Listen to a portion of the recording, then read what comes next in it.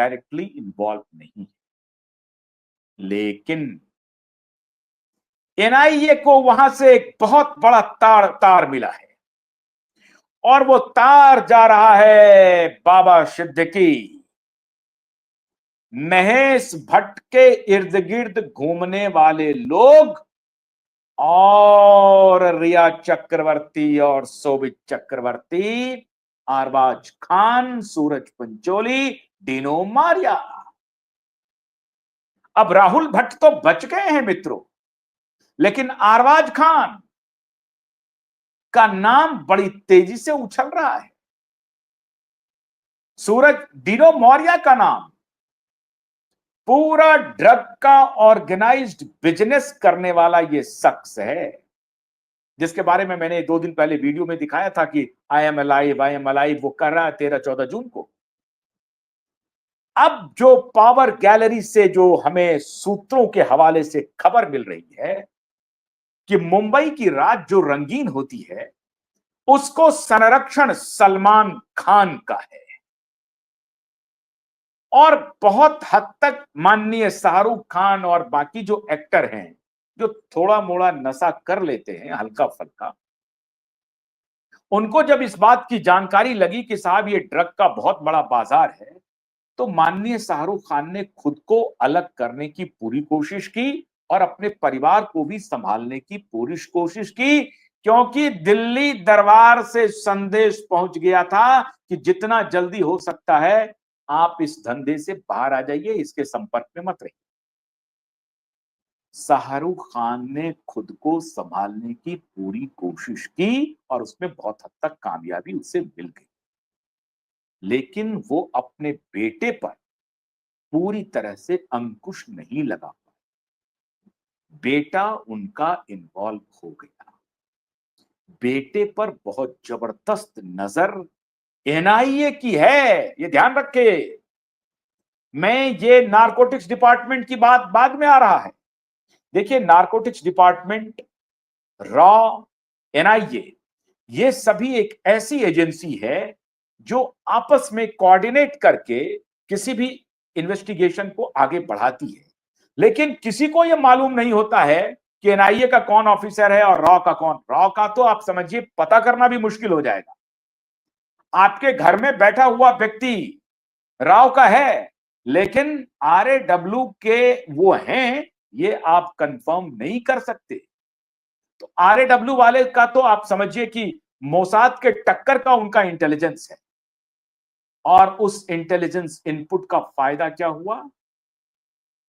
9 ठिकानों पर solid target, operation सिंदूर हो गया। ये रेफरेंस मैं दे रहा हूं आपको। यह है आपके रॉ की ताकत, यह है आपके खुफिया एजेंसी की ताकत। सीबीआई तो बहुत पिछले पायदान पर आती है, और सीबीआई को कुछ भ्रष्ट लोगों ने उनके सारे इंटेलिजेंस को, उनकी सारी योग्यता को काफी हद तक तहस नहस किया है। इसलिए उनके ऊपर लोग, अदालत ने भी कहा था कि आप पपेट हैं, आप पैरट हैं और आपको छड़ी दिखाने की जरूरत है। आप ऐसे पैरट हैं जिसको बिना छड़ी दिखाए हुए पैरट कुछ बोलता नहीं है। तो ये मैं नहीं कह रहा हूं, ये सुप्रीम कोर्ट का ऑब्जर्वेशन है सीबीआई के बारे में। अब उस सीबीआई की बात छोड़ दीजिए, जो पावर गैलरी में जो इंफॉर्मेशन है कि बॉलीवुड, और इसीलिए इस बॉलीवुड को भारत सरकार दूसरे तरीके से ध्वस्त करने में लग गई है और एक नया, नवीन और नए दर्शन का बॉलीवुड खड़ा होने वाला है। और इसीलिए इसी आलोक में आपने देखा कि world audio visual summit Mumbai में ऑर्गेनाइज किया गया। एक नए दौर का नया बॉलीवुड आने वाले दिनों में आपको देखने को मिलेगा। ये कहानी अब बॉलीवुड के साथ जुड़ने लगा है।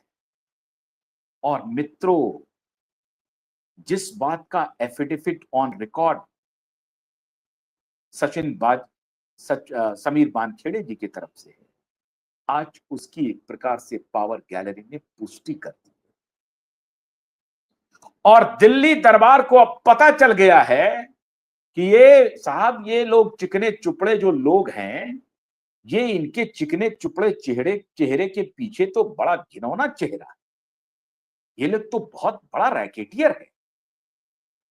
ये लोग फिल्म के नाम पर धंधा इतना गंदा कर रहा है, जो हमारे देश को तबाह करने में लग गया है, हमारी युवा पीढ़ी को तबाह करने में लग गया है।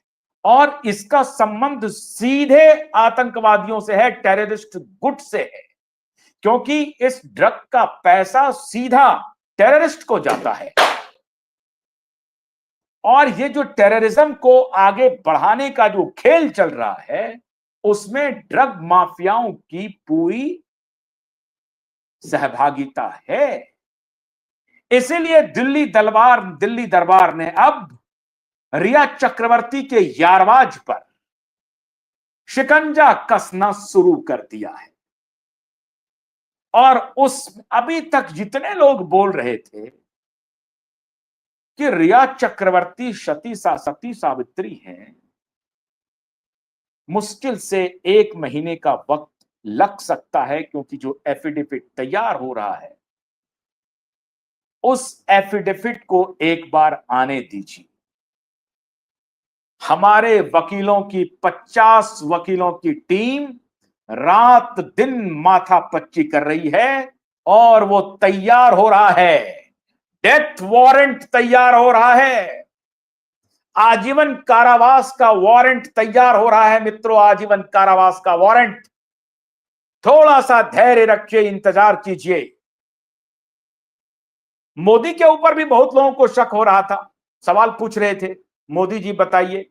14 दिन के अंदर नरेंद्र मोदी ने बदला ले लिया। इसीलिए थोड़ा आप भी धैर्य रखिए अपने प्रधानमंत्री पे, अपने प्रधानमंत्री पे भरोसा रखिए। जो आपको लग रहा है कि प्रधानमंत्री को इन माफियाओं ने मैनेज कर लिया है, होम मिनिस्टर को इन माफियाओं ने मैनेज कर लिया है, और सीबीआई के भ्रष्ट ऑफिसर मैनेज हो सकते हैं मैनेज, लेकिन जब मास्टर की फटकार डंडा लगेगा तो उनका सारा मैनेजमेंट अभी फेल होगा। अमित शाह जी मैनेज नहीं हुए हैं, प्रधानमंत्री नरेंद्र मोदी मैनेज नहीं हुए हैं। कुछ छुट भइये किस्म के दलाल नेता जो पावर गैलरी में आज भी एक्टिव हैं, वो अमित शाह जी और मोदी जी के निशाने पर आ चुके हैं। और उस छुट भइये नेताओं के साथ कुछ पुलिस ऑफिसर, मैं इशारा कर रहा हूं, बाकी आप समझ लीजिए। अभी वक्त नहीं है डिस्क्लोज करने का, वरना सब कुछ गड़बड़ हो जाएगा। एक खास पुलिस ऑफिसर, इशारा दिया, बाकी आप समझदार हैं। एक खास पुलिस ऑफिसर जिसके नपने की पूरी संभावना है, उसने एड़ी चोटी का जोड़ लगा दिया है कि किसी भी हालत में मैनेज करो, किसी भी हालत में मैनेज करो। लेकिन मोदी और शाह तो ऐसे हैं जो परंपरागत राजनीति से बिल्कुल अलग हटके काम करते हैं। उनको मालूम है, पहले वो लूप देते हैं, पहले वो रास्ता देते हैं। जब आप पतंग उड़ाते हैं ना, तो आप क्या करते हैं, पतंग को ढील देते हैं, जाने देते हैं, जाने देते हैं, जाने देते हैं, और लगता है कि पतंग तो अब गिर गया गिर गया गिर गया गिर गया। लेकिन फिर आप पतंग को लपेटना शुरू करते हैं, और फिर पतंग ऊपर उड़ता है। बस कुछ ऐसा ही समझिए, ये जानकारी पुख्ता सूत्रों से मिल रही है। बस कुछ ऐसा ही समझिए कि सीबीआई को मैनेज करने की जो कहानी है ना, उस पर मोदी और शाह की नजर बहुत पुख्ता हो गई, और ब्रीफिंग हुई है बड़ी एजेंसी से और क्रेडिबल एजेंसी से, कि साहब ये सब एक बहुत बड़ा कॉकस है, बहुत बड़ा कार्टेल है, और इसमें छोटे छोटे ऐसे खिलाड़ी भी शामिल हो गए हैं जिसको खुद ही नहीं मालूम है कि वो इस कार्टेल के हिस्सा भी है। तो सरकार अब सारी जानकारी मुहैया करा रही है कि ये जानबूझ करके इसमें है, अंदर है, या इनको जानकारी नहीं है इन सब बातों की और ये इसमें चले गए हैं।